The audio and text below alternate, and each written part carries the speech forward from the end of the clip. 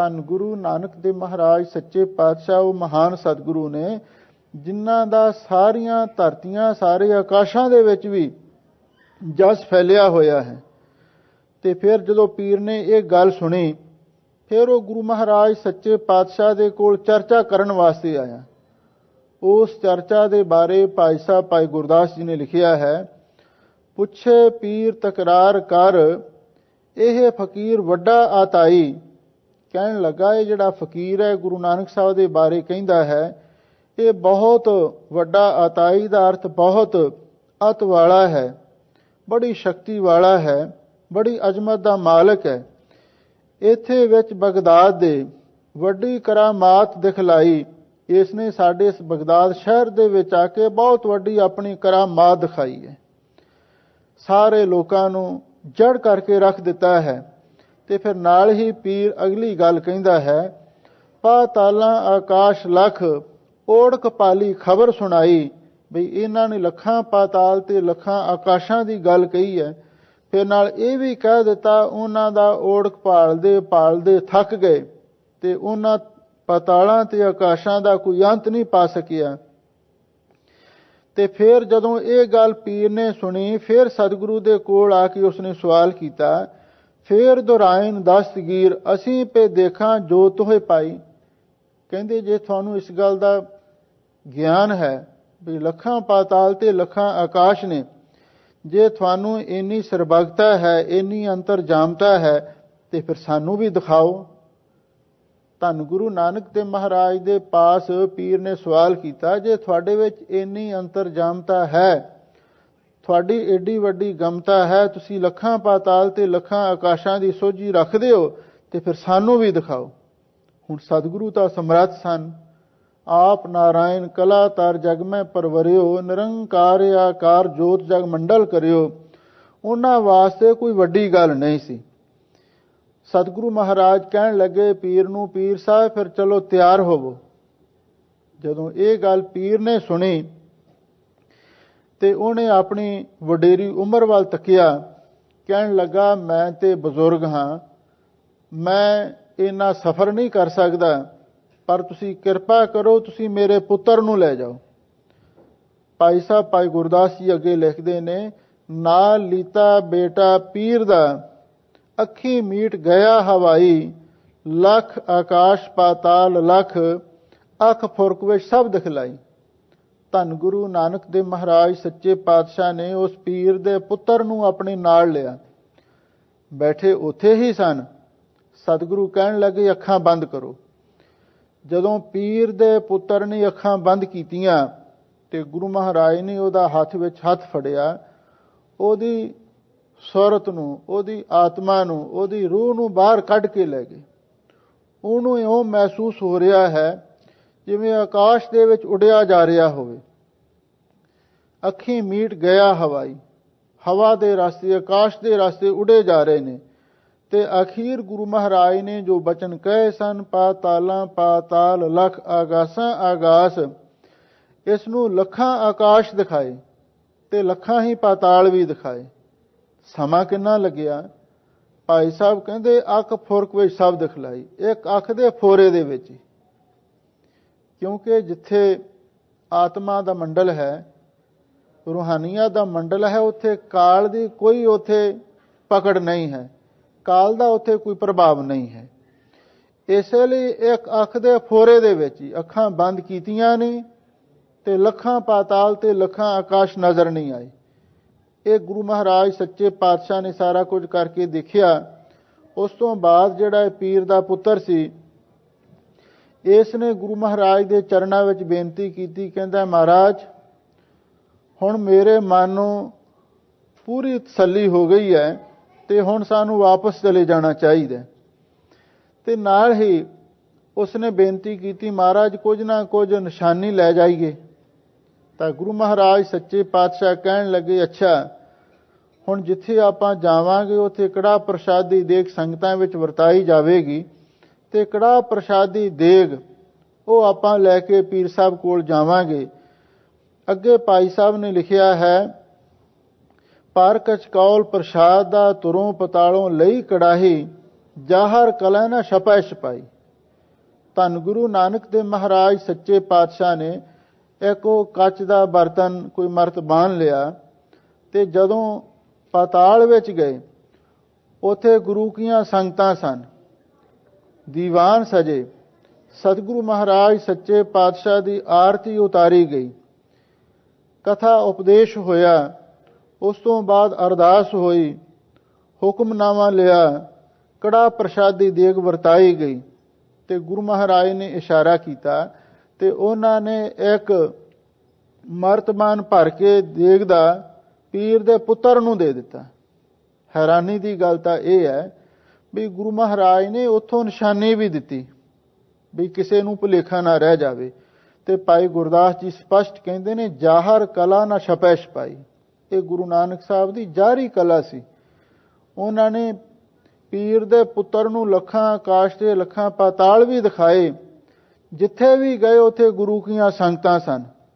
गुरु महाराज का जस सी, क्योंकि भाई गुरदास जी ने पहला आख्या सी ना, तरत आकाश चहूं दिश जाना। धरती ते सारे आकाशां दे विच, चारे दिशा दे विच ही गुरु नानक साहब का प्रताप सी। जदों वापस मुड़ के आए ते पीर ने अपने पुत्र नूं पुछया, कहन लगा, बेटा सच सच दस, जो कुछ इस फकीर ने आखिया वो सच है जां झूठ है। तां उस वेले पीर दे पुत्र ने हथ जोड़े कहन लगा, साडे वड्डे भाग ने, साडे घर दे विच खुदा दा नूर आया है। मैं ते समझदा हाँ ये ते आप ही रब ने, ये आप ही अल्लाह ताला ने। इसलिए इन्हां ने लखां पाताल ते लखां आकाश दिखाए ही नहीं। हैरानी की गल ये सी, जिथे भी गए सारे थावां ते इन्हां दियां संगतां सन, इन्हां दा सत्कार सी, इन्हां दा कीर्तन हो रहा सी ते धन नानक तेरी वड्डी कमाई दा पैगाम दिता जा रहा सी। इसे लिए तां गुरु अर्जन देव महाराज सच्चे पातशाह ने बचन आखे ने, सुनी अरदास स्वामी मेरा, सर्व कला बन आई, प्रगट पई सगले जुग अंतर, गुरु नानक की वडियाई। सारे जुगां दे विच धन गुरु नानक देव महाराज की वडियाई प्रगट हुई। ये जिहड़ी वार्ता इसलिए तुहानूं सुनाई जा रही है, इसदा इस पौड़ी दे नाल, इस बाणी दे सिद्धांत दे नाल बहुत गूढ़ा संबंध है। पातालां पाताल लख, आगासां आगास। जिहड़ी दूसरी गल सी, पीर ने गुरु महाराज दे चरणां विच फिर यह सवाल किया, कहन लगा, महाराज साडे इस्लाम धर्म दे विच संगीत नूं मना किया गया है।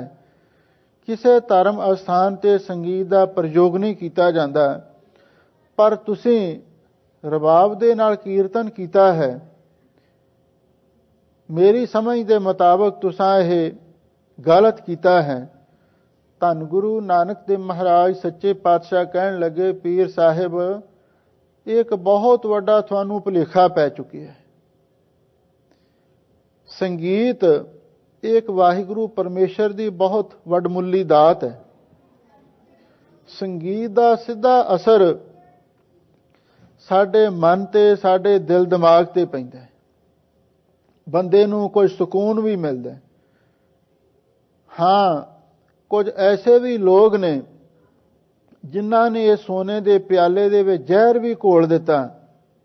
वो लोग वो ने जिन्हां ने संगीत दे विच गंदे गीत ते होर अश्लील बोलियां रच रच के ते लोगां दे मन नूं मलीन कर दिता।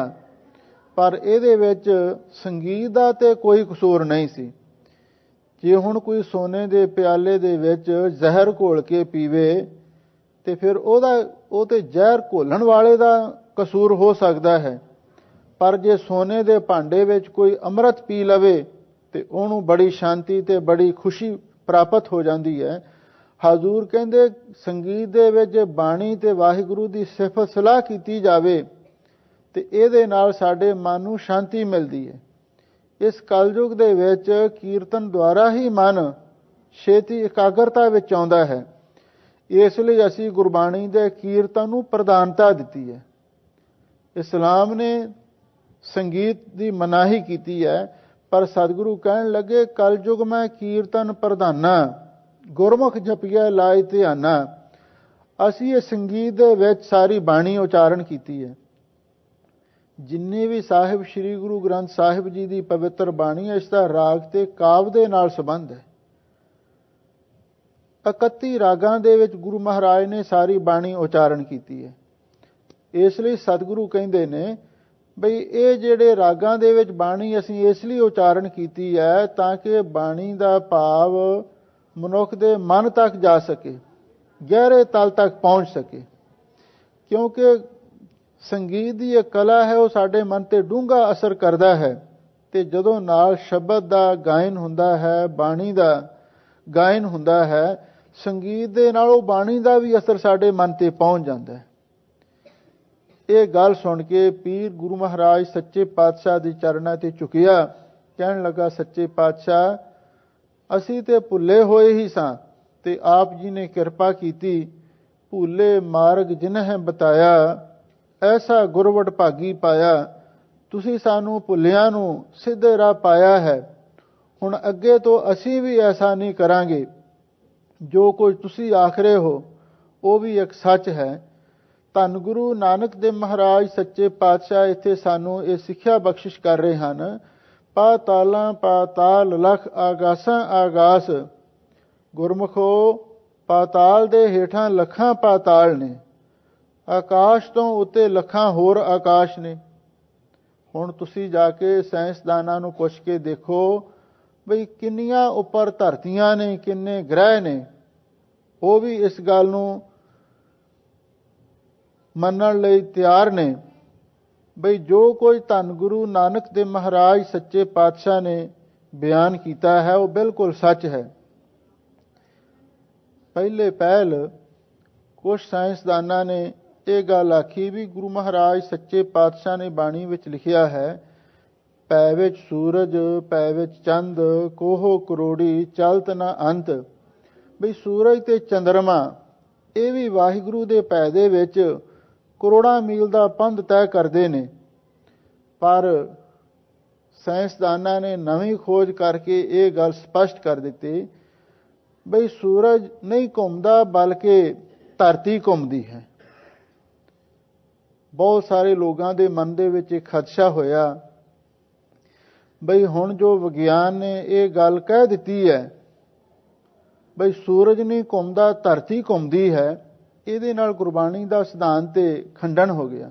ਪਰ ਨਹੀਂ,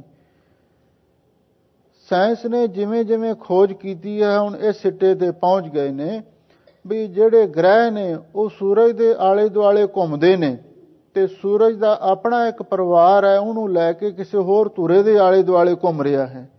ਇਹ ਗੱਲ ਸਪਸ਼ਟ ਹੋ ਚੁੱਕੀ ਹੈ। ਪੈ ਵਿੱਚ ਸੂਰਜ, ਪੈ ਵਿੱਚ ਚੰਦ, ਕੋਹ ਕਰੋੜੀ ਚਲਤ ਨਾ ਅੰਤ।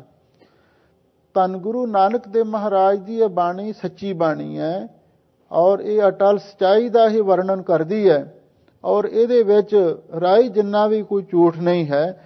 ਇਸੇ ਲਈ ਹਜ਼ੂਰ ਕਹਿੰਦੇ ਭਾਈ ਲੱਖਾਂ ਹੀ ਪਾਤਾਲਾਂ ਦੇ ਹੇਠਾਂ ਪਾਤਾਲ ਨੇ ਤੇ ਲੱਖਾਂ ਹੀ ਆਕਾਸ਼ਾਂ ਤੋਂ ਉੱਤੇ ਹੋਰ ਆਕਾਸ਼ ਹਨ। ਓੜਕ ਓੜਕ ਭਾਲ ਸਕੇ ਵੇਦ ਕਹਿਣ ਇੱਕ ਬਾਤ। ਧੰਨ ਗੁਰੂ ਨਾਨਕ ਦੇਵ ਮਹਾਰਾਜ ਸੱਚੇ ਪਾਤਸ਼ਾਹ ਫਰਮਾਉਂਦੇ ਨੇ ਭਾਈ ਜਿਹੜੇ ਪਾਤਾਲ ਨੇ ਉਹਨਾਂ ਦਾ ਓੜਕ ਭਾਲਦੇ ਭਾਲਦੇ ਵੀ ਲੋਕ ਥੱਕ ਗਏ ਤੇ ਜਿਹੜੇ ਆਕਾਸ਼ ਨੇ, ਓੜਕ ਓੜਕ ਦੋ ਸ਼ਬਦ ਨੇ ਨਾ, ਬਈ ਉੱਤੇ ਨੂੰ ਵੀ ਜਾ ਜਾ ਕੇ ਆਕਾਸ਼ਾਂ ਦਾ ਅੰਤ ਭਾਲਦੇ ਭਾਲਦੇ ਲੋਕ ਥੱਕ ਗਏ ਤੇ ਹੇਠਾਂ ਜਿਹੜੇ ਪਾਤਾਲ ਸਨ ਉਹਨਾਂ ਦੇ ਵੀ ਓੜਕ ਨੂੰ ਭਾਲਦੇ ਭਾਲਦੇ ਲੋਕ ਥੱਕ ਗਏ ਔਰ ਉਹਨਾਂ ਨੂੰ ਵੀ ਪਤਾ ਨਹੀਂ ਲੱਗ ਸਕਿਆ ਵੀ ਕਿੰਨੇ ਪਾਤਾਲ ਨੇ ਤੇ ਕਿੰਨੇ ਆਕਾਸ਼ ਨੇ। ਵੇਦ ਕਹਿਣ ਇੱਕ ਬਾਤ, ਤੇ ਜਿਹੜੇ ਵੇਦ ਨੇ, ਵੇਦ ਦਾ ਅਰਥ ਹੈ ਗਿਆਨ ਦੇ ਗ੍ਰੰਥ। 4 ਵੇਦ ਮੰਨੇ ਹੋਏ ਨੇ, ਸ਼ਿਆਮ ਵੇਦ ਰਗ ਜੁਜਰ ਅਥਰਬਣ। ਇਹਨਾਂ ਵੇਦਾਂ ਨੂੰ ਈਸ਼ਵਰੀ ਬਾਣੀ ਵੀ ਸਨਾਤਨੀਆਂ ਨੇ ਆਖਿਆ ਹੈ। ਹਜ਼ੂਰ ਕਹਿੰਦੇ ਨੇ ਅਸੀਂ ਹੀ ਇਹ ਗੱਲ ਨਹੀਂ ਆਖ ਰਹੇ, ਵੇਦ ਕਹਿਣ ਇੱਕ ਬਾਤ, ਵੀ ਜਿਹੜੇ ਵੇਦ ਨੇ ਉਹ ਵੀ ਇੱਕੋ ਹੀ ਗੱਲ ਇਹ ਕਹਿੰਦੇ ਨੇ ਵੀ ਵਾਹਿਗੁਰੂ ਦੀ ਰਚਨਾ ਬੇਅੰਤ ਹੈ, ਉਹਦਾ ਕੋਈ ਅੰਤ ਨਹੀਂ ਪਾ ਸਕਦਾ। ਲੱਖਾਂ ਪਾਤਾਲ ਤੇ ਲੱਖਾਂ ਆਕਾਸ਼ ਉਸ ਵਾਹਿਗੁਰੂ ਨੇ ਬਣਾਏ ਨੇ। ਉਹਨਾਂ ਦਾ ਓੜਕ ਭਾਲਦਿਆਂ ਬੜੇ ਬੜੇ ਸਾਇੰਸਦਾਨ, ਬੜੇ ਬੜੇ ਸਿਆਣੇ ਹਾਰੰਭ ਗਏ ਨੇ, ਪਰ ਉਸ ਦਾ ਅੰਤ ਕੋਈ ਵੀ ਨਹੀਂ ਪਾ ਸਕਿਆ ਤੇ ਨਾ ਹੀ ਕੋਈ ਅੱਗੇ ਨੂੰ ਪਾ ਸਕੇਗਾ। ਸਹਸ 18 ਹੈ ਕਹਿਣ ਕਤੇਬਾ, ਅਸਲੂ ਇੱਕ ਧਾਤ। ਧੰਨ ਗੁਰੂ ਨਾਨਕ ਦੇਵ ਮਹਾਰਾਜ ਸੱਚੇ ਪਾਤਸ਼ਾਹ ਫਰਮਾਉਂਦੇ ਨੇ ਸਹਸ 18 ਹੈ। 18,000 ਆਲਮ ਨੇ। ਆਲਮ ਤੋਂ ਮੁਰਾਦ ਹੈ ਧਾਰਮਿਕ ਵਿਦਵਾਨ। ਮੁਸਲਮਾਨਾਂ ਦੇ ਵਿੱਚ 18,000 ਉਹ ਆਲਮ ਮੰਨੇ ਹੋਏ ਨੇ ਵੀ ਜਿਨ੍ਹਾਂ ਨੂੰ ਬਹੁਤ ਕੁਝ ਪ੍ਰਕਿਰਤੀ ਬਾਰੇ ਵਾਹਿਗੁਰੂ ਨੇ ਗਿਆਨ ਬਖਸ਼ਿਆ ਹੋਇਆ ਹੈ। ਹਜ਼ੂਰ ਕਹਿੰਦੇ ਨੇ 18,000 ਆਲਮ ਉਹ ਵੀ ਇਹ ਗੱਲ ਕਹਿੰਦੇ ਨੇ। ਤੇ ਕਿਤਾਬਾਂ ਜਿਹੜੀਆਂ ਮੁਸਲਮਾਨਾਂ ਦੀਆਂ ਧਾਰਮਿਕ ਪੁਸਤਕਾਂ ਨੇ, ਜਿਵੇਂ ਕੁਰਾਨ ਸ਼ਰੀਫ ਹੈ ਤੇ ਬਾਕੀ ਜਿਹੜੇ ਹੋਰ ਉਹਨਾਂ ਦੇ ਧਰਮ ਗ੍ਰੰਥ ਨੇ, ਉਹ ਵੀ ਇਹੀ ਗੱਲ ਕਹਿੰਦੇ ਨੇ ਬਈ ਵਾਹਿਗੁਰੂ ਦੀ ਰਚਨਾ ਬੇਅੰਤ ਹੈ, ਅਸਲੂ ਇੱਕ ਧਾਤ। ਧੰਨ ਗੁਰੂ ਨਾਨਕ ਦੇਵ ਮਹਾਰਾਜ ਸੱਚੇ ਪਾਤਸ਼ਾਹ ਫਰਮਾਉਂਦੇ ਨੇ ਬਈ ਅਸਲ ਦੇ ਵਿੱਚ ਇਹ ਸਾਰੀ ਰਚਨਾ ਦਾ ਮੁੱਢ ਇੱਕ ਧਾਤ, ਇੱਕ ਅਕਾਲ ਪੁਰਖ ਵਾਹਿਗੁਰੂ ਪਰਮੇਸ਼ਰ ਹੀ ਹੈ। ਕਿਉਂਕਿ ਉਸ ਅਕਾਲ ਪੁਰਖ ਵਾਹਿਗੁਰੂ ਪਰਮੇਸ਼ਰ ਨੇ ਹੀ ਸਾਰੀ ਸ੍ਰਿਸ਼ਟੀ ਬਣਾਈ ਹੈ। ਇਸੇ ਲਈ ਤਾਂ ਸਤਿਗੁਰੂ ਮਹਾਰਾਜ ਨੇ ਬਚਨ ਆਖੇ ਹਨ, ਕੋਟ ਬ੍ਰਹਮੰਡ ਕੋ ਠਾਕੁਰ ਸੁਆਮੀ, ਸਰਬ ਜੀਆਂ ਕਾ ਦਾਤਾ ਰੇ, ਪ੍ਰਤ ਪਾਲੈ ਨਿਤਸਾਰ ਸੰਭਾਲੈ, ਇੱਕ ਗੁਣ ਨਹੀਂ ਮੂਰਖ ਜਾਤਾ ਰੇ। ਧੰਨ ਗੁਰੂ ਗੋਬਿੰਦ ਸਿੰਘ ਸਾਹਿਬ ਮਹਾਰਾਜ ਸੱਚੇ ਪਾਤਸ਼ਾਹ ਦੇ ਪਾਸ ਗੁਰਸਿੱਖਾਂ ਨੇ ਬੇਨਤੀ ਕੀਤੀ, ਮਹਾਰਾਜ ਸਾਨੂੰ ਇਹ ਦੱਸੋ ਵੀ ਉਸ ਅਕਾਲ ਪੁਰਖ ਦੀ ਦੇਹ, ਉਹਦਾ ਸਰੀਰ ਕਿਤਨਾ ਕੁ ਵੱਡਾ ਹੈ। ਧੰਨ ਗੁਰੂ ਨਾਨਕ ਤੇ ਧੰਨ ਗੁਰੂ ਗੋਬਿੰਦ ਸਿੰਘ ਸਾਹਿਬ ਮਹਾਰਾਜ ਨੇ ਉਸ ਅਕਾਲ ਪੁਰਖ ਦੇ ਬਾਰੇ ਜਾਣਕਾਰੀ ਦਿੰਦਿਆਂ ਹੋਇਆਂ ਇੱਕ ਦੋਹਰਾ ਉਚਾਰਨ ਕੀਤਾ, ਕਾਲ ਪੁਰਖ ਕੀ ਦੇਹ ਮੋ, ਕੋਟਕ ਬਿਸ਼ਨ ਮਹੇਸ਼, ਕੋਟ ਇੰਦਰ ਬ੍ਰਹਮਾ ਕਿਤੇ, ਰਵ ਸਸ ਕਰੋੜ ਜਲੇਸ। ਬਈ ਵਾਹਿਗੁਰੂ ਦੀ ਦੇਹ ਕਿਤਨੀ ਵੱਡੀ ਹੈ। ਹਜ਼ੂਰ ਕਹਿੰਦੇ ਨੇ ਉਸ ਅਕਾਲ ਪੁਰਖ ਵਾਹਿਗੁਰੂ ਦੀ ਦੇਹ ਵਿੱਚ, ਭਾਵ ਉਹਦੇ ਸਰੀਰ ਵਿੱਚ, ਕੋਟਕ ਬਿਸ਼ਨ ਮਹੇਸ਼, ਕਰੋੜਾਂ ਹੀ ਵਿਸ਼ਨੂੰ ਤੇ ਮਹੇਸ਼ ਸ਼ਿਵ ਜੀ ਵਰਗੇ ਦੇਵਤੇ ਨੇ। ਇੱਕ ਦੇਵਤਾ ਨਹੀਂ, ਕਰੋੜਾਂ ਹੀ ਨੇ। ਕੋਟ ਇੰਦਰ ਬ੍ਰਹਮਾ ਕਿਤੇ, ਕਰੋੜਾਂ ਹੀ ਇੰਦਰ ਦੇਵਤਿਆਂ ਦੇ ਪਾਤਸ਼ਾਹ ਨੇ ਤੇ ਕਰੋੜਾਂ ਹੀ ਬ੍ਰਹਮਾ ਵਰਗੇ ਦੇਵਤੇ ਨੇ। ਇੱਕ ਥਾਂ ਤੇ ਹੋਰ ਵੀ ਕਲਗੀਧਰ ਪਾਤਸ਼ਾਹ ਨੇ ਸੰਕੇਤ ਦਿੱਤਾ ਹੈ, ਕੋਟ ਬ੍ਰਹਮੇ ਜਗ ਸਾਜਨ ਲਾਏ, ਕੋਟ ਮਹੇਸ਼ ਉਪਾਏ ਖਪਾਏ। ਵੀ ਕਰੋੜਾਂ ਹੀ ਬ੍ਰਹਮੇ ਨੇ, ਬ੍ਰਹਮਾ ਇੱਕ ਨਹੀਂ ਹੈ। ਔਰ ਉਹਨਾਂ ਦੀ ਇੱਕ ਕਥਾ ਵੀ ਧੰਨ ਗੁਰੂ ਗੋਬਿੰਦ ਸਿੰਘ ਸਾਹਿਬ ਮਹਾਰਾਜ ਨੇ ਲਿਖੀ ਹੈ। ਕਹਿੰਦੇ ਨੇ ਇੱਕ ਬਗਦਾਲ ਵਰਿਖੀ ਹੋਇਆ, ਉਸ ਨੇ ਬੜਾ ਤਪ ਕੀਤਾ, ਉਹਦੇ ਵਿੱਚ ਬੜੀ ਸ਼ਕਤੀ ਵੀ ਆਈ। ਕਹਿੰਦੇ ਨੇ ਇੱਕ ਵਾਰ ਉਹ ਬ੍ਰਹਮਾ ਦੇ ਕੋਲ ਗਿਆ ਤੇ ਇਹਨੇ ਮਨ ਵਿੱਚ ਸੋਚਿਆ ਵੀ ਮੇਰੀ ਬੜੀ ਤਪੱਸਿਆ ਹੈ, ਬ੍ਰਹਮਾ ਮੇਰਾ ਉੱਠ ਕੇ ਸਤਿਕਾਰ ਕਰੇਗਾ। ਪਰ ਬ੍ਰਹਮਾ ਨੇ ਐਸਾ ਨਹੀਂ ਕੀਤਾ। ਬ੍ਰਹਮਾ ਨੂੰ ਆਪਣੀ ਸ਼ਕਤੀ ਦਾ ਮਾਣ ਸੀ ਵੀ ਮੈਂ ਸਾਰੀ ਸ੍ਰਿਸ਼ਟੀ ਦਾ ਕਰਤਾ ਹਾਂ, ਇਸ ਲਈ ਉਹਨੇ ਉਹਦਾ ਸਤਿਕਾਰ ਨਾ ਕੀਤਾ। ਉਹਦਾ ਰਿਜ਼ਲਟ ਕੀ ਹੋਇਆ? ਕਹਿੰਦੇ ਨੇ ਇੱਕ ਐਸੀ ਤੇਜ਼ ਹਵਾ ਆਈ, ਇੱਕ ਵਾਬ ਰੋਲਾ ਆਇਆ, ਇਹਨਾਂ ਦੋਹਾਂ ਨੂੰ ਉਡਾ ਕੇ ਕਿਧਰੇ ਦੀ ਕਿਧਰੇ ਲੈ ਗਿਆ। ਕੁਝ ਸਮੇਂ ਤੋਂ ਬਾਅਦ ਇਹਨਾਂ ਨੇ ਕੀ ਦੇਖਿਆ, ਇੱਕ ਐਸੇ ਲੋਕ ਦੇ ਵਿੱਚ ਪਹੁੰਚ ਗਏ ਨੇ ਬਈ ਜਿੱਥੇ ਇੱਕ ਹੋਰ ਇਹਨਾਂ ਨਾਲੋਂ ਵੱਡਾ ਬ੍ਰਹਮਾ ਵੇਖਿਆ। ਬ੍ਰਹਮਾ ਦੇ 4 ਮੂੰਹ ਮੰਨੇ ਹੋਏ ਨੇ, ਪਰ ਇਹ ਹੁਣ ਜਿੱਥੇ ਪਹੁੰਚੇ ਨੇ 8 ਮੂੰਹਾਂ ਵਾਲਾ ਬ੍ਰਹਮਾ ਹੈ। ਔਰ ਉਹਦੇ ਮਨ ਦੇ ਵਿੱਚ ਵੀ ਹੰਕਾਰ ਸੀ ਆਪਣੀ ਪਦਵੀ ਦਾ, ਉਹਨੇ ਵੀ ਇਹਨਾਂ ਦਾ ਸਤਿਕਾਰ ਨਾ ਕੀਤਾ। ਕੁਝ ਸਮੇਂ ਤੋਂ ਬਾਅਦ ਫਿਰ ਐਸੀ ਹਨੇਰੀ ਆਈ, ਤੂਫਾਨ ਉੱਠਿਆ, ਇਹਨਾਂ ਤਿੰਨਾਂ ਨੂੰ ਉਡਾ ਕੇ ਲੈ ਗਿਆ। ਅੱਗੇ ਤੋਂ ਅੱਗੇ ਵੱਡੇ ਤੋਂ ਵੱਡੇ ਬ੍ਰਹਮਾ ਦੇ ਕੋਲ ਪਹੁੰਚਦੇ ਰਹੇ। ਕਲਗੀਧਰ ਪਾਤਸ਼ਾਹ ਨੇ ਅਖੀਰ ਤੇ ਇਹ ਗੱਲ ਲਿਖੀ ਹੈ, ਸਹੰਸਰ ਮੁਖਨ ਕੋ ਬ੍ਰਹਮਾ ਦੇਖਾ, ਤੋ ਨੋ ਤੁਮਰੋ ਅੰਤ ਬਸੇਖਾ। ਫਿਰ 1000 ਮੂੰਹਾਂ ਵਾਲਾ ਬ੍ਰਹਮਾ ਸੀ ਇੱਕ, ਉੱਥੇ ਸਾਰੇ ਚਲੇ ਗਏ ਤੇ ਉਹਨੇ ਉੱਠ ਕੇ ਸਾਰਿਆਂ ਦਾ ਬੜਾ ਸਤਿਕਾਰ ਕੀਤਾ। ਉਹ ਕਹਿਣ ਲੱਗਾ ਵੀ ਤੁਸੀਂ ਕਿਵੇਂ ਆਏ ਹੋ? ਉਹ ਕਹਿੰਦੇ ਮਹਾਰਾਜ ਅਸੀਂ ਤੇ ਇਹ ਪੁੱਛਣ ਵਾਸਤੇ ਆਏ ਆ, ਤੁਸੀਂ ਸਾਨੂੰ ਇਹ ਦੱਸੋ ਸਾਡੇ ਵਿੱਚੋਂ ਵੱਡਾ ਕੌਣ ਹੈ? ਉਹ ਵੇਖ ਕੇ ਉਹਨਾਂ ਦੀ ਅਗਿਆਨਤਾ ਤੇ ਉਹਨਾਂ ਦੀ ਇਸ ਨਾਸਮਝੀ ਤੇ ਹੱਸਿਆ। ਕਹਿਣ ਲੱਗਾ ਵੀ ਤੁਹਾਡੇ ਸਾਰਿਆਂ ਨਾਲੋਂ ਵੱਡਾ ਤੇ ਮੈਂ ਹੀ ਆ, ਮੈਂ ਤੁਹਾਡੇ ਸਾਹਮਣੇ ਬੈਠਾ ਹਾਂ। ਪਰ ਮੈਨੂੰ ਇਸ ਗੱਲ ਦੀ ਸਮਝ ਨਹੀਂ ਆਉਂਦੀ ਵੀ ਤੁਸੀਂ ਕਿਸ ਗੱਲ ਦਾ ਮਾਣ ਕਰਦੇ ਹੋ? ਤੁਸੀਂ ਮੇਰੇ ਵੱਲ ਦੇਖ ਰਹੇ ਹੋ ਨਾ, ਮੇਰੇ 1000 ਮੂੰਹ ਨੇ, ਮੈਂ ਤੁਹਾਡੇ ਸਾਰਿਆਂ ਵਿੱਚੋਂ ਵੱਡਾ ਹਾਂ, ਪਰ ਮੇਰੇ ਵਰਗੇ ਵੀ ਕਰੋੜਾਂ ਬ੍ਰਹਮਾ ਨੇ ਵਾਹਿਗੁਰੂ ਦੇ ਸੇਵਾਦਾਰ। ਹੰਕਾਰ ਕਿਸ ਗੱਲ ਦਾ ਕਰ ਰਹੇ ਹੋ? ਵਾਹਿਗੁਰੂ ਦੀ ਰਚਨਾ ਬੇਅੰਤ ਹੈ। ਇਸੇ ਲਈ ਹਜ਼ੂਰ ਕਹਿੰਦੇ ਕਿਸੇ ਗੱਲ ਦਾ ਕੋਈ ਮਾਣ ਨਹੀਂ ਕਰ ਸਕਦਾ। ਕਾਲ ਪੁਰਖ ਕੀ ਦੇਹ ਮੋਹ ਕੋਟਕ ਬਿਸ਼ਨ ਮਹੇਸ਼, ਕੋਟ ਇੰਦਰ ਬ੍ਰਹਮਾ ਕਿਤੇ ਰੱਬ 7 ਕਰੋੜ ਜਲੇਸ਼। ਹਜ਼ੂਰ ਕਹਿੰਦੇ ਕਰੋੜਾਂ ਹੀ ਸੂਰਜ ਤੇ ਚੰਦਰਮਾ ਨੇ ਵਾਹਿਗੁਰੂ ਦੀ ਦੇਹ ਵਿੱਚ। ਹੁਣ ਇੱਕੋ ਹੀ ਸੂਰਜ ਵੇਖ ਲਓ ਕਿੰਨੀ ਰੋਸ਼ਨੀ ਦਿੰਦਾ ਹੈ, ਅੱਗ ਦਾ ਗੋਲਾ ਕੋਈ ਨੇੜੇ ਨਹੀਂ ਜਾ ਸਕਦਾ। ਪਰ ਸਤਿਗੁਰੂ ਕਹਿੰਦੇ ਵਾਹਿਗੁਰੂ ਦੀ ਦੇਹ ਵਿੱਚ ਕਰੋੜਾਂ ਹੀ ਸੂਰਜ ਨੇ ਤੇ ਕਰੋੜਾਂ ਹੀ ਚੰਦਰਮਾ ਨੇ ਤੇ ਕਰੋੜਾਂ ਹੀ ਜਲੇਸ਼ ਸਮੁੰਦਰ ਨੇ। ਹੁਣ ਵੇਖ ਲਓ ਇੱਕ ਸਮੁੰਦਰ ਕਿਤਨਾ ਵੱਡਾ ਹੈ ਤੇ ਵਾਹਿਗੁਰੂ ਦੀ ਦੇਹ ਵਿੱਚ ਤਾਂ ਕਰੋੜਾਂ ਹੀ ਸਮੁੰਦਰ ਨੇ, ਉਹ ਕਿਤਨਾ ਵੱਡਾ ਹੋਵੇਗਾ। ਇਸੇ ਲਈ ਹਜ਼ੂਰ ਕਹਿੰਦੇ ਨੇ ਵੀ ਇਹ ਲੱਖਾਂ ਪਾਤਾਲ ਤੇ ਲੱਖਾਂ ਆਕਾਸ਼ਾਂ ਦੀ ਗੱਲ ਛੱਡੋ, ਇਹਨਾਂ ਦਾ ਤੇ ਕੋਈ ਅੰਤ ਨਹੀਂ ਪਾ ਸਕਦਾ। ਜਿੰਨੇ ਵੀ ਹਿੰਦੂ ਧਰਮ ਦੇ ਗਿਆਨ ਦੇ ਗ੍ਰੰਥ ਨੇ ਤੇ ਮੁਸਲਮਾਨਾਂ ਦੇ 18,000 ਆਲਮ ਨੇ ਤੇ ਉਹਨਾਂ ਦੀਆਂ ਧਾਰਮਿਕ ਪੁਸਤਕਾਂ ਨੇ, ਔਰ ਉਹ ਵੀ ਇਹੀ ਗੱਲ ਕਹਿੰਦੀਆਂ ਨੇ ਵੀ ਵਾਹਿਗੁਰੂ ਦੀ ਰਚਨਾ ਬੇਅੰਤ ਹੈ। ਅਸਲੂ ਇੱਕ ਧਾਤ, ਅਸਲ ਦੇ ਵਿੱਚ ਇਹ ਸਾਰੀ ਰਚਨਾ ਦਾ ਮੁੱਢ ਇੱਕ ਅਕਾਲ ਪੁਰਖ ਵਾਹਿਗੁਰੂ ਹੈ, ਕਿਉਂਕਿ ਸਾਰੀ ਸ੍ਰਿਸ਼ਟੀ ਇੱਕ ਤੋਂ ਹੀ ਪੈਦਾ ਹੋਈ ਹੈ। ਕੀਤਾ ਪਸਾਓ ਏਕੋ ਕੁਵਾਓ, ਤਿਸਤੇ ਹੋਏ ਲੱਖ ਦਰਿਆਓ। ਸਤਿਗੁਰੂ ਮਹਾਰਾਜ ਸੱਚੇ ਪਾਤਸ਼ਾਹ ਦਾ ਅਸਲੀ ਮੇਨ ਸਿਧਾਂਤ ਇਹ ਹੈ ਵੀ ਸਾਨੂੰ ਉਸ ਇੱਕ ਦੇ ਨਾਲ ਜੁੜਨਾ ਚਾਹੀਦਾ ਤੇ ਵਾਹਿਗੁਰੂ ਦੀ ਰਚਨਾ ਬੇਅੰਤ ਹੈ। ਆਪਣੀ ਮਾਇਆ ਆਪ ਪਸਾਰੀ ਆਪਹਿ ਦੇਖਣ ਹਾਰਾ, ਨਾਨਾ ਰੂਪ ਧਰੇ ਬਹੁ ਰੰਗੀ ਸਭ ਤੇ ਰਹਿ ਨਿਆਰਾ। ਅਸੀਂ ਉਸ ਵਾਹਿਗੁਰੂ ਦੀ ਕੁਦਰਤ ਦਾ ਕੋਈ ਅੰਤ ਜਾਣ ਨਹੀਂ ਸਕਦੇ ਤੇ ਐਵੇਂ ਖਾਮਖਾ ਸਾਨੂੰ ਇਸ ਪਾਸੇ ਆਪਣਾ ਸਮਾਂ ਵੇਸਟ ਵੀ ਨਹੀਂ ਕਰਨਾ ਚਾਹੀਦਾ, ਕਿਉਂਕਿ ਮਨੁੱਖ ਦੀ ਜ਼ਿੰਦਗੀ ਬੜੀ ਛੋਟੀ ਹੈ ਔਰ ਇਹਦੇ ਵਿੱਚ ਮਨੁੱਖ ਨੂੰ ਚਾਹੀਦਾ ਹੈ ਕਿ ਉਸ ਦਾਤੇ ਦਾ ਸ਼ੁਕਰਾਨਾ ਕਰੇ, ਉਸ ਵਾਹਿਗੁਰੂ ਦਾ ਸਿਮਰਨ ਕਰੇ ਤੇ ਆਪਣੀ ਜ਼ਿੰਦਗੀ ਨੂੰ ਸਫਲ ਕਰ ਲਵੇ। ਤੇ ਜਿਹੜੇ ਇਸ ਗੱਲ ਦੇ ਵਿੱਚ ਪੈ ਜਾਂਦੇ ਨੇ ਵੀ ਅਸੀਂ ਤੇ ਸ੍ਰਿਸ਼ਟੀ ਦਾ ਅੰਤ ਪਾਉਣਾ ਹੈ, ਲੋ ਹਜ਼ੂਰ ਕਹਿੰਦੇ ਇਹਦਾ ਤੇ ਇੱਕੋ ਹੀ ਇਹ ਜਵਾਬ ਹੈ, ਅਸਲੂ ਇੱਕ ਧਾਤ, ਵੀ ਅਸਲੀ ਸਾਰਿਆਂ ਦਾ ਮੁੱਢ ਇੱਕ ਅਕਾਲ ਪੁਰਖ ਹੀ ਹੈ। ਬਸ ਤੁਸੀਂ ਉਹਦੇ ਨਾਲ ਜੁੜ ਜਾਓ ਤੇ ਬਾਕੀ ਕੁਝ ਹੋਰ ਤੁਹਾਨੂੰ ਕਰਨ ਦੀ ਲੋੜ ਨਹੀਂ ਰਹਿ ਜਾਵੇਗੀ।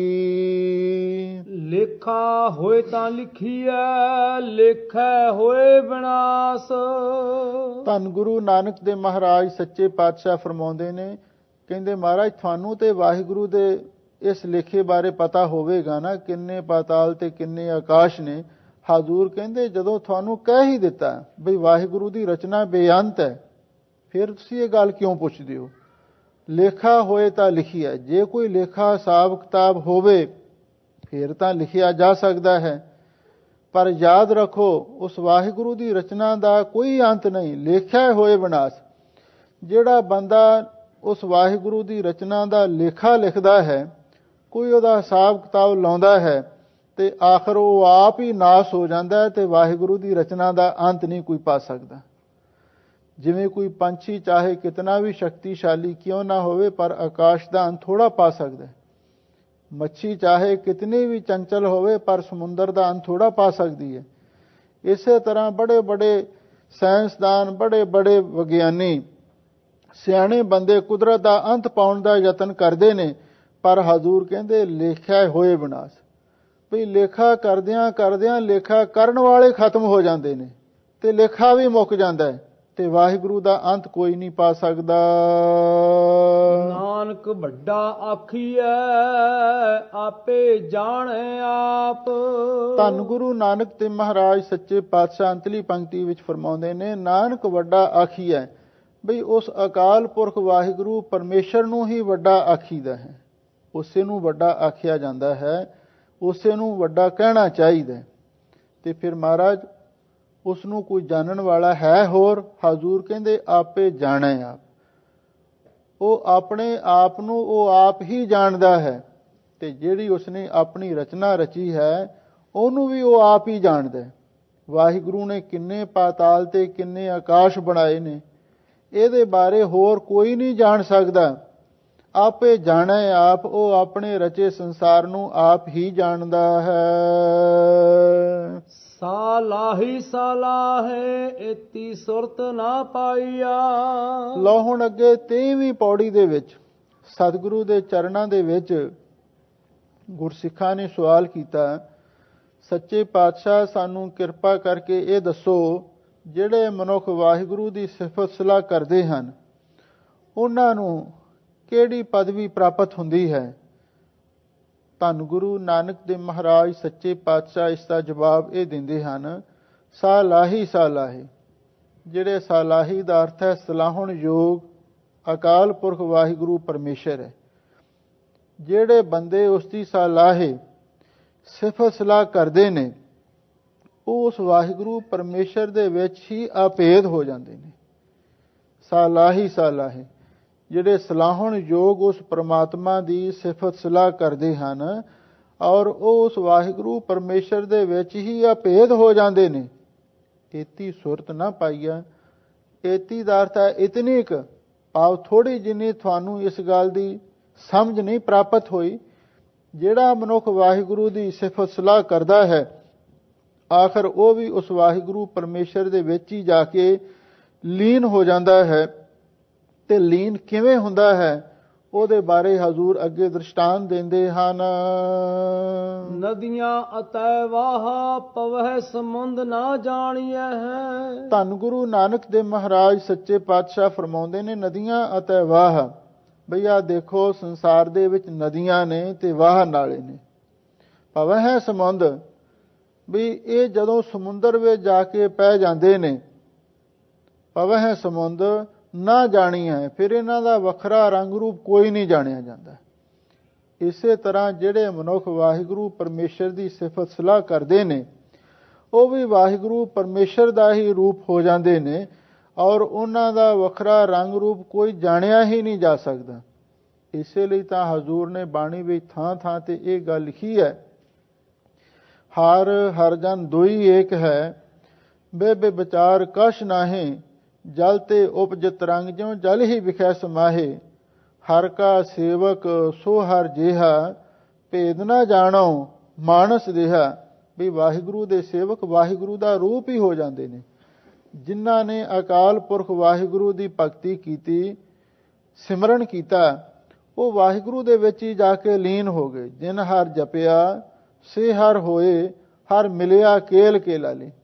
ਜਿਨ੍ਹਾਂ ਨੇ ਨਾਮ ਜਪਿਆ ਉਹ ਵਾਹਿਗੁਰੂ ਦਾ ਰੂਪ ਹੋ ਗਏ। ਤੇ ਫਿਰ ਵਾਹਿਗੁਰੂ ਨਾਲ ਕਿਵੇਂ ਉਹਨਾਂ ਦੀ ਅਭੇਦਤਾ ਹੋਈ? ਜਿਉਂ ਜਲ ਮਹਿ ਜਲ ਆਏ ਖਟਾਨਾ, ਤਿਉਂ ਜੋਤੀ ਸੰਗ ਜੋਤ ਸਮਾਨਾ। ਜਿਵੇਂ ਪਾਣੀ ਵਿੱਚ ਪਾਣੀ ਰਲ ਜਾਂਦਾ ਹੈ, ਨਦੀਆਂ ਅਤੇ ਵਾਹ, ਨਦੀਆਂ ਤੇ ਨਾਲਿਆਂ ਦੇ ਪ੍ਰਵਾਹ ਜਿਵੇਂ ਸਮੁੰਦਰ ਵਿੱਚ ਜਾ ਕੇ ਰਲ ਜਾਂਦੇ ਨੇ, ਜਿਉਂ ਜਲ ਮਹਿ ਜਲ ਆਏ ਖਟਾਨਾ, ਇਸੇ ਤਰ੍ਹਾਂ ਉਹਨਾਂ ਦੀ ਜੋਤ ਵਾਹਿਗੁਰੂ ਦੀ ਜੋਤ ਵਿੱਚ ਰਲ ਜਾਂਦੀ ਹੈ। ਸੂਰਜ ਕਿਰਨ ਮਿਲੇ, ਜਲ ਕਾ ਜਲ ਹੁਆ ਰਾਮ, ਜੋਤੀ ਜੋਤ ਰਲੀ, ਸੰਪੂਰਨ ਥੀਆ ਰਾਮ। ਇੱਕ ਥਾਂ ਤੇ ਸਤਿਗੁਰੂ ਮਹਾਰਾਜ ਨੇ ਗੜੇ ਦਾ ਵੀ ਦ੍ਰਿਸ਼ਟਾਂਤ ਦਿੱਤਾ ਹੈ। ਊਰਾ ਗਰ ਪਾਣੀ ਭਇਆ, ਜਾਏ ਮਿਲਿਓ ਟਾਲ ਕੋਲ। ਕੋਈ ਨਦੀ ਦੇ ਕਿਨਾਰੇ ਤੇ ਗੜਾ ਪਿਆ ਸੀ।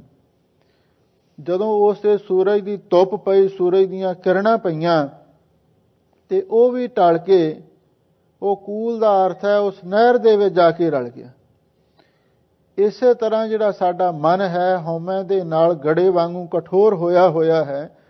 ਜਦੋਂ ਗੁਰੂ ਦੇ ਗਿਆਨ ਦੀਆਂ ਕਿਰਨਾਂ ਸਾਡੇ ਤੇ ਪੈਂਦੀਆਂ ਨੇ ਤੇ ਸਾਡੇ ਮਨ ਦੀ ਹਉਮੈ ਨਾਸ ਹੁੰਦੀ ਜਾਂਦੀ ਹੈ। ਜਦੋਂ ਮਨ ਦੀ ਸਾਰੀ ਹਉਮੈ ਹੌਲੀ ਹੌਲੀ ਸਿਮਰਨ ਕਰਦਿਆਂ ਨਾਮ ਜਪਦਿਆਂ ਦੂਰ ਹੋ ਜਾਂਦੀ ਹੈ ਤੇ ਫਿਰ ਉਹ ਅਵਸਥਾ ਆ ਕੇ ਪ੍ਰਾਪਤ ਹੋ ਜਾਂਦੀ ਹੈ, ਜਿਉਂ ਜਲ ਮੈਂ ਜਲ ਆਏ ਖਟਾਨਾ, ਤਿਉਂ ਜੋਤੀ ਸੰਗ ਜੋਤ ਸਮਾਨਾ। ਫਿਰ ਉਹ ਗੜਾ ਵੀ ਪਾਣੀ ਦਾ ਰੂਪ ਹੋ ਜਾਂਦਾ ਹੈ। ਐਸੀ ਅਵਸਥਾ ਉਹਨਾਂ ਨੂੰ ਪ੍ਰਾਪਤ ਹੋ ਜਾਂਦੀ ਹੈ। ਸਮੁੰਦ ਸਾਹ ਸੁਲਤਾਨ ਗਿਰਹਾ ਸੇਤੀ ਮਾਲ ਧਨ। ਧੰਨ ਗੁਰੂ ਨਾਨਕ ਦੇਵ ਮਹਾਰਾਜ ਸੱਚੇ ਪਾਤਸ਼ਾਹ ਫਰਮਾਉਂਦੇ ਨੇ, ਗੁਰਮੁਖੋ, ਸਮੁੰਦ ਸ਼ਾਹ ਸੁਲਤਾਨ, ਵੀ ਕਈ ਸਮੁੰਦਰਾਂ ਦੇ ਜਿਹੜੇ ਸ਼ਾਹ ਨੇ ਤੇ ਜਿਹੜੇ ਧਰਤੀ ਦੇ ਮੁਲਕਾਂ ਦੇ ਮਾਲਕ ਸੁਲਤਾਨ ਬਾਦਸ਼ਾਹ ਨੇ, ਗਿਰਹਾ ਸੇਤੀ ਮਾਲ ਧਨ, ਜਿਨ੍ਹਾਂ ਦੇ ਕੋਲੇ, ਗਿਰਹਾ ਦਾ ਅਰਥ ਹੈ ਪਹਾੜ, ਪਹਾੜਾਂ ਜਿੰਨਾ ਮਾਲ ਧਨ ਹੈ, ਭਾਵ ਉਹਨਾਂ ਕੋਲੇ ਇੰਨਾ ਮਾਲ ਧਨ ਪਿਆ ਹੋਇਆ ਹੈ ਜਿਵੇਂ ਕੋਈ ਪਹਾੜ ਹੋਣ। ਪਹਾੜਾਂ ਵਾਂਗੂ ਬੇਅੰਤ ਜਿਨ੍ਹਾਂ ਦੇ ਕੋਲੇ ਮਾਲ ਧਨ ਇਕੱਤਰ ਕੀਤਾ ਹੋਇਆ ਹੈ, ਕਿਉਂਕਿ ਪਹਿਲਾਂ ਤੇ ਕੇਵਲ ਮੁਲਕਾਂ ਦੇ ਧਰਤੀ ਦੇ ਹੀ ਰਾਜੇ ਹੁੰਦੇ ਸਨ, ਤੇ ਹੁਣ ਤਾਂ ਮਨੁੱਖ ਨੇ ਸਮੁੰਦਰਾਂ ਤੇ ਵੀ ਕਬਜ਼ਾ ਕੀਤਾ ਹੋਇਆ, ਪਾਣੀਆਂ ਤੇ ਵੀ ਕਬਜ਼ਾ ਕੀਤਾ ਹੋਇਆ। ਇਸੇ ਲਈ ਸਤਿਗੁਰੂ ਮਹਾਰਾਜ ਨੇ ਸਮੁੰਦ ਸ਼ਾਹ ਸੁਲਤਾਨ, ਸਮੁੰਦਰਾਂ ਦੇ ਪਾਤਸ਼ਾਹਾਂ ਦਾ ਵੀ ਜ਼ਿਕਰ ਕੀਤਾ, ਜਿਨ੍ਹਾਂ ਦੀ ਸਮੁੰਦਰਾਂ ਤੇ ਵੀ ਮਿਹਰ ਹੈ, ਵੀ ਆ ਸਾਡਾ ਸਮੁੰਦਰ ਹੈ ਫਲਾਣੇ ਦਾ। ਹੁਣ ਤੇ ਇੱਥੋਂ ਤੱਕ ਵੀ ਗੱਲ ਹੋ ਗਈ ਆ ਵੀ ਹੁਣ ਤੇ ਆਕਾਸ਼ ਦੇ ਉੱਤੇ ਵੀ ਮਿਹਰ ਕੀਤੀ ਹੋਈ ਹੈ, ਵੀ ਜਿਹੜਾ ਸਾਡੇ ਧਰਤੀ ਉੱਤੇ ਜਿੰਨਾ ਆਕਾਸ਼ ਹੈ ਉਹ ਵੀ ਸਾਡਾ ਹੈ, ਤੇ ਸਮੁੰਦਰਾਂ ਉੱਤੇ ਵੀ ਮਿਹਰ ਕੀਤੀ ਹੋਈ ਹੈ। ਹਜ਼ੂਰ ਕਹਿੰਦੇ ਨੇ, ਜਿਹੜੇ ਏਡੇ ਵੱਡੇ ਪਾਤਸ਼ਾਹ ਨੇ, ਜਿਨ੍ਹਾਂ ਨੇ ਧਰਤੀ ਤੇ ਵੀ ਰਾਜ ਕੀਤਾ ਤੇ ਸਮੁੰਦਰਾਂ ਤੇ ਵੀ ਪਾਤਸ਼ਾਹੀ ਕਰ ਰਹੇ ਨੇ, ਜਿਨ੍ਹਾਂ ਦੇ ਕੋਲੇ ਪਹਾੜਾਂ ਜਿੰਨਾ ਮਾਲ ਧਨ ਜਮ੍ਹਾਂ ਕੀਤਾ ਹੋਇਆ ਹੈ। ਕੀੜੀ ਤੁਲ ਨਾ ਹੋਵਣੀ ਜੇ ਤਿਸ ਮਨੋ ਨਾ ਵਿਸਰੈ। ਧੰਨ ਗੁਰੂ ਨਾਨਕ ਦੇਵ ਮਹਾਰਾਜ ਸੱਚੇ ਪਾਤਸ਼ਾਹ ਫਰਮਾਉਂਦੇ ਨੇ, ਭਾਈ, ਇੱਕ ਪਾਸੇ ਕੀੜੀ ਹੈ, ਦੂਸਰੇ ਪਾਸੇ ਬੜੇ ਬੜੇ ਸਮੁੰਦਰਾਂ ਦੇ ਤੇ ਮੁਲਕਾਂ ਦੇ ਬਾਦਸ਼ਾਹ ਨੇ। ਪਰ ਇੱਕ ਬਹੁਤ ਵਧੀਆ ਗੱਲ, ਦਿਲਚਸਪ ਗੱਲ ਗੁਰੂ ਮਹਾਰਾਜ ਬਿਆਨ ਕਰ ਰਹੇ ਨੇ, ਕੀੜੀ ਤੁਲ ਨਾ ਹੋਵਨੀ, ਭਾਈ, ਉਹ ਉਸ ਕੀੜੀ ਦੇ ਬਰਾਬਰ ਵੀ ਨਹੀਂ ਹੋ ਸਕਦੇ। ਕਿਹੜੀ ਕੀੜੀ ਦੇ? ਜਿਹੜੀ ਵਾਹਿਗੁਰੂ ਦਾ ਸਿਮਰਨ ਕਰਦੀ ਹੈ, ਜੇ ਤਿਸ ਮਨ ਹੋਣਾ ਵਿਸਰੈ। ਜੇ ਉਸ ਕੀੜੀ ਦੇ ਮਨ ਦੇ ਵਿੱਚੋਂ ਵਾਹਿਗੁਰੂ ਦੀ ਯਾਦ ਨਹੀਂ ਨਾ ਭੁੱਲਦੀ, ਤੇ ਬੜੇ ਬੜੇ ਪਾਤਸ਼ਾਹ ਤੇ ਰਾਜੇ ਮਹਾਰਾਜੇ ਵੀ ਉਸ ਦਾ ਮੁਕਾਬਲਾ ਨਹੀਂ ਕਰ ਸਕਦੇ। ਇਹਦਾ ਮਤਲਬ ਇਹ ਹੈ, ਕੀੜੀ ਤੋਂ ਮੁਰਾਦ ਹੈ ਵੀ ਜਿਹੜੇ ਕੀੜੀ ਵਰਗੇ ਛੋਟੇ ਨਿਰਮਾਣ ਵਾਹਿਗੁਰੂ ਦੇ ਸੇਵਕ ਨੇ। ਕਿਉਂਕਿ ਇੱਕ ਥਾਂ ਤੇ ਭਗਤ ਕਬੀਰ ਜੀ ਨੇ ਬੜੀ ਸੁੰਦਰ ਸਿੱਖਿਆ ਦਿੱਤੀ ਹੈ, ਹਰ ਹੈ ਖਾਂਡ ਰੇਤ ਮੈਂ ਬਿਖਰੀ, ਹਸਤੀ ਚੁਨੀ ਨਾ ਜਾਏ, ਕਹੋ ਕਬੀਰ ਗੁਰ ਭਲੀ ਬੁਝਾਈ, ਚੀਟੀ ਹੋਏ ਕਹਿ ਖਾਏ। ਵੀ ਵਾਹਿਗੁਰੂ ਖੰਡ ਵਾਂਗ ਹੈ, ਤੇ ਪਰ ਉਹ ਖੰਡ ਰੇਤੇ ਵਿੱਚ ਮਿਲੀ ਹੋਈ ਹੈ। ਇਧਰ ਵਾਹਿਗੁਰੂ ਦੀ ਜੋਤ ਹੈ, ਖੰਡ ਵਾਂਗ ਹੈ, ਪਰ ਉਹ ਆ ਪੰਜਾਂ ਤੱਤਾਂ ਦੇ ਰੇਤੇ ਵਿੱਚ ਮਿਲੀ ਹੋਈ ਹੈ। ਆ ਜਿਹੜੀ ਪ੍ਰਕਿਰਤੀ ਹੈ ਨਾ, ਮਾਇਆ ਹੈ, ਪਦਾਰਥ ਨੇ, ਰੇਤਾ ਹੈ। ਹਰ ਹੈ ਖੰਡ ਰੇਤ ਮੈਂ ਬਿਖਰੀ, ਵਾਹਿਗੁਰੂ ਖੰਡ ਵਾਂਗ ਹੈ, ਤੇ ਉਹ ਰੇਤ ਵਿੱਚ ਇਹ ਖੰਡ ਮਿਲੀ ਹੋਈ ਹੈ। ਮਾਇਆ ਬ੍ਰਹਮ ਰਮੈ ਸਭ ਸੰਗ। ਬਈ ਜੇ ਅਸੀਂ ਉਸ ਖੰਡ ਨੂੰ ਚੁਗਣਾ ਹੋਵੇ ਤੇ ਹਾਥੀ ਬਣ ਕੇ ਨਹੀਂ ਚੁਗਿਆ ਜਾ ਸਕਦਾ। ਕਹੋ ਕਬੀਰ ਗੁਰ ਭਲੀ ਬੁਝਾਈ, ਚੀਟੀ ਹੋਏ ਕਹਿ ਖਾਏ। ਵੀ ਗੁਰੂ ਮਹਾਰਾਜ ਨੇ ਬਹੁਤ ਵਧੀਆ ਗੱਲ ਸਮਝਾ ਦਿੱਤੀ, ਵੀ ਜੇ ਤੁਸੀਂ ਖੰਡ ਦੇ ਦਾਣੇ ਚੁਗਣੇ ਨੇ ਨਾ, ਤੇ ਫਿਰ ਕੀੜੀ ਵਾਂਗ ਹੋ ਜਾਓ। ਕੀੜੀ ਰੇਤ ਵਿੱਚੋਂ ਵੀ ਖੰਡ ਦੇ ਦਾਣੇ ਚੁਣ ਚੁਣ ਕੇ ਕੱਢ ਲੈਂਦੀ ਹੈ। ਇਉਂ ਜਿਨ੍ਹਾਂ ਨੇ ਐਸੀ ਨਿਰਮਾਣਤਾ ਧਾਰਨ ਕਰਕੇ ਤੇ ਮਾਇਆ ਦੇ ਰੇਤੇ ਵਿੱਚੋਂ ਵਾਹਿਗੁਰੂ ਦੀ ਨਾਮ ਦੀ ਖੰਡ ਨੂੰ ਚੁਣ ਚੁਣ ਕੇ ਖਾਧਾ ਹੈ, ਉਹਨਾਂ ਨੂੰ ਇੱਥੇ ਕੀੜੀ ਸ਼ਬਦ ਨਾਲ ਸੰਬੋਧਨ ਕੀਤਾ।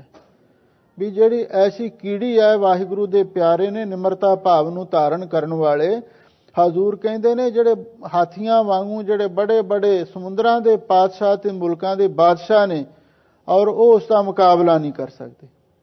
ਸੁਖਮਨੀ ਸਾਹਿਬ ਬਾਣੀ ਵਿੱਚ ਧੰਨ ਗੁਰੂ ਅਰਜਨ ਦੇਵ ਮਹਾਰਾਜ ਨੇ ਵੀ ਬੜਾ ਸੁੰਦਰ ਲਿਖਿਆ ਹੈ, ਨੀਕੀ ਕੀਰੀ ਮਹਿ ਕਲ ਰੱਖੈ, ਭਸਮ ਕਰੈ ਲਸ਼ਕਰ ਕੋਟ ਲੱਖ। ਵਾਹਿਗੁਰੂ ਚਾਹੇ ਨਿੱਕੀ ਜੀ ਕੀੜੀ ਵਿੱਚ ਇੰਨੀ ਤਾਕਤ ਭਰ ਦਿੰਦਾ ਹੈ ਤੇ ਉਹ ਲੱਖਾਂ ਕਰੋੜਾਂ ਲਸ਼ਕਰਾਂ ਨੂੰ ਤਬਾਹ ਕਰ ਸਕਦੀ ਹੈ। ਵਾਹਿਗੁਰੂ ਆਪਣੇ ਦਾਸ ਵਿੱਚ ਇੰਨੀ ਸ਼ਕਤੀ ਭਰ ਸਕਦਾ ਹੈ, ਜਿਵੇਂ ਕਲੀਆਂ ਵਾਲੇ ਪਾਤਸ਼ਾਹ ਨੇ ਜਦੋਂ ਖਬਰ ਪਹੁੰਚੀ ਵੀ ਜਿਹੜੇ ਪਹਾੜੀ ਰਾਜੇ ਨੇ, ਉਹਨਾਂ ਨੇ ਇੱਕ ਖੂਨੀ ਹਾਥੀ ਨੂੰ ਸ਼ਰਾਬ ਪਿਆ ਕੇ ਲੋਹਗੜ੍ਹ ਦੇ ਕਿਲੇ ਉੱਤੇ ਚੜ੍ਹਾਈ ਕਰਨ ਦਾ ਪ੍ਰੋਗਰਾਮ ਬਣਾਇਆ ਹੋਇਆ ਹੈ। ਤੇ ਗੁਰੂ ਮਹਾਰਾਜ ਸੱਚੇ ਪਾਤਸ਼ਾਹ ਨੇ ਇੱਕ ਦੁਨੀ ਚੰਦ ਮਸੰਦ ਸੀ ਪੱਟੀ ਦਾ, ਤੇ ਉਹਦੀ ਦੇਹ ਬੜੀ ਰਿਸ਼ਟ ਪੁਸ਼ਟ ਸੀ। ਸਾਹਮਣੇ ਆਇਆ, ਸਤਿਗੁਰੂ ਕਹਿਣ ਲੱਗੇ, ਕੋਈ ਗੱਲ ਨਹੀਂ, ਜੇ ਪਹਾੜੀਆਂ ਦਾ ਹਾਥੀ ਸਾਡੇ ਤੇ ਚੜ੍ਹ ਕੇ ਆਵੇਗਾ ਤੇ ਆ ਇਧਰ ਗੁਰੂ ਕਾ ਹਾਥੀ ਦੁਨੀ ਚੰਦ ਹੈ, ਉਸ ਦਾ ਮੁਕਾਬਲਾ ਕਰੇਗਾ। ਜਦੋਂ ਇੰਨੀ ਗੱਲ ਆਖੀ ਤੇ ਉਹ ਤੇ ਬੜਾ ਡਰਪੋਕ ਨਿਕਲਿਆ। ਉਹਨੇ ਆਖਿਆ ਵੀ ਗੁਰੂ ਮਹਾਰਾਜ ਤੇ ਉਸ ਖੂਨੀ ਹਾਥੀ ਮੂਹਰੇ ਮੈਨੂੰ ਭੇਜ ਕੇ ਮਰਵਾਉਣਗੇ, ਪਰ ਉਸ ਨੂੰ ਗੁਰੂ ਦੀ ਸ਼ਕਤੀ ਤੇ ਪਤਾ ਨਹੀਂ। ਨੀਕੀ ਕੀਰੀ ਮਹਿ ਕਲ ਰੱਖੈ, ਭਸਮ ਕਰੈ ਲਸ਼ਕਰ ਕੋਟ ਲਖੈ। ਦੁਨੀ ਚੰਦ ਰਾਤੋਂ ਰਾਤ ਕਿਲੇ ਦੀ ਕੰਧ ਟੱਪ ਕੇ ਭੱਜ ਗਿਆ। ਤੇ ਫਿਰ ਕੀ ਹੋਇਆ, ਜਦੋਂ ਸਵੇਰੇ ਦਿਨ ਚੜ੍ਹਿਆ ਤੇ ਗੁਰੂ ਮਹਾਰਾਜ ਸੱਚੇ ਪਾਤਸ਼ਾਹ ਦੇ ਸਾਹਮਣੇ ਭਾਈ ਬਚਿੱਤਰ ਸਿੰਘ ਜੀ ਖੜੇ ਸਨ, ਜਿਨ੍ਹਾਂ ਦਾ ਸਰੀਰ ਬੜਾ ਛਾਂਟਵਾਂ ਤੇ ਬੜਾ ਫੁਰਤੀਲਾ ਤੇ ਪਤਲਾ ਜਿਹਾ ਸੀ। ਨੀਕੀ ਕੀਰੀ ਮੈਂ ਕਲ ਰੱਖੇ ਤੇ ਕਲਗੀਧਰ ਪਾਤਸ਼ਾਹ ਨੇ ਉਹਨਾਂ ਨੂੰ ਥਾਪੜਾ ਦਿੱਤਾ। ਕਹਿੰਦੇ ਉਹ ਦੁਨੀ ਚੰਦ ਤੇ ਭੱਜ ਗਿਆ, ਪਰ ਆਹ ਕਿਹੜੀ ਸ਼ੇਰ ਹੈ ਸਾਡਾ ਗੁਰੂ ਦਾ ਸਿੰਘ ਭਾਈ ਬਚਿੱਤਰ ਸਿੰਘ ਪਹਾੜੀਆਂ ਦੇ ਹਾਥੀ ਦਾ ਮੁਕਾਬਲਾ ਕਰੇਗਾ। ਇਤਿਹਾਸ ਦੱਸਦਾ ਹੈ ਕਿ ਭਾਈ ਬਚਿੱਤਰ ਸਿੰਘ ਨੂੰ ਗੁਰੂ ਮਹਾਰਾਜ ਨੇ ਨਾਗਣੀ ਦਿੱਤੀ। ਉਹ ਹੁਣ ਵੀ ਉੱਥੇ ਤਖਤ ਕੇਸਗੜ੍ਹ ਸਾਹਿਬ ਤੇ ਉਹ ਪਈ ਹੋਈ ਹੈ।